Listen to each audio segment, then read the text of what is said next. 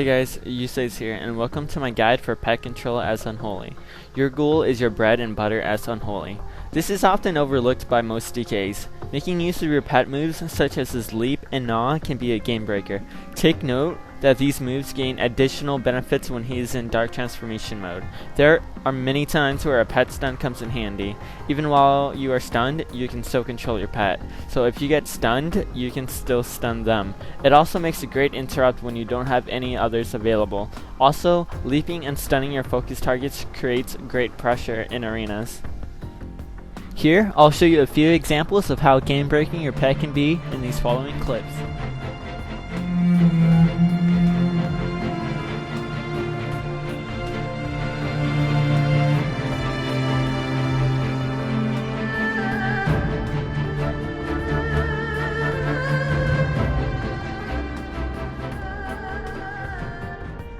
By default, gnaw and leap will be set to be used automatically in combat. You'll want to turn that off by right-clicking on it so you can use those abilities when you want them to. Let's go over the pet bar and the abilities it has. The first three are attack, follow, and move to.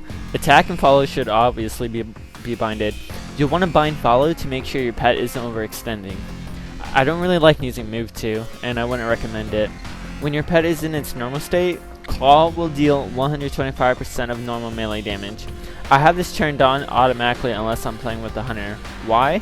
Because when your pet is in rage and it uses Claw, it'll cleave up to 2 additional targets, and it might break your hunter's trap. If you're playing with the hunter, I highly recommend turning off Claw and bind it only to Necrotic Strike, because you'll most likely use Scourge Strike while someone is in a trap. Let's talk about Gnaw. When your pet is in its normal state, Gnaw will deal minimal damage and stun your target for 3 seconds. I usually don't use Gnaw when my pet isn't in rage because it's a lot more beneficial to use when your pet is in rage. When you use Gnaw while your pet is in rage, the stun will not only last for 4 seconds, but it'll also deal 125% normal melee damage.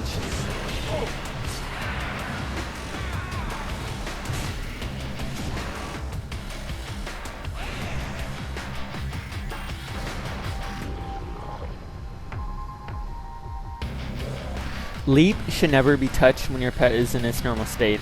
You should only use it as a ranged interrupt, and you can also follow it up with a pet stun.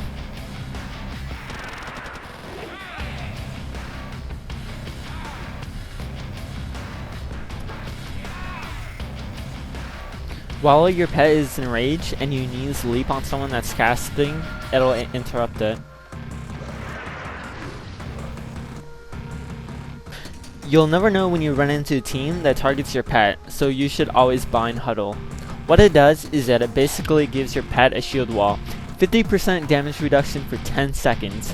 While it's huddled, you can buy time to let your healer know that he or she has to heal it, or you can use death calls on it to heal it.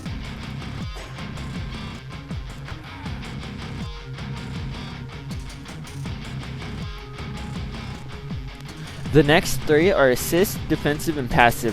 You'll want to keep your pet on passive most of the time so it doesn't attack the wrong target, but only the target that you want it to attack.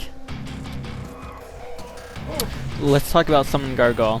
What it does is it summons a gargoyle and attacks your target for 30 seconds. In some cases, it won't always attack your target, and the solution to this problem is to have the command pet follow and pet attack in your gargoyle macro.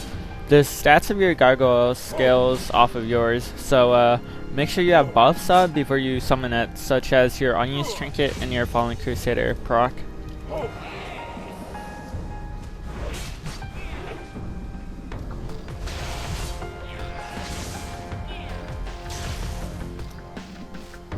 There are some macros that I highly recommend for your pet. The first is your pet ghoul heal macro. What it does is that it allows you to heal your pet with death coils without targeting it. The second macro is an all-in-one pet macro. It summons your pet if you don't have it up. If you have it up and you hit it again, it'll attack your current target. When you are able to use Dark Transformation on your pet and you hit the macro again, it'll pop it for you. The third is the Gargoyle macro. You don't want to have Unholy Frenzy in this macro because it's better to save it for your party members. If you're an orc, you'll want to have Blood Fury included. Slash news 13 is to use the trinket in your first slot, which is my unused trinket. Slash news 14 is for the second trinket. If your gargoyle isn't attacking your target, spam this macro until it does. I hope you guys found this guide useful. If you guys have any ideas for a different guide, leave a comment below. And again, thank you for joining Next Level PvP, where we strive to make you become a better player. Peace.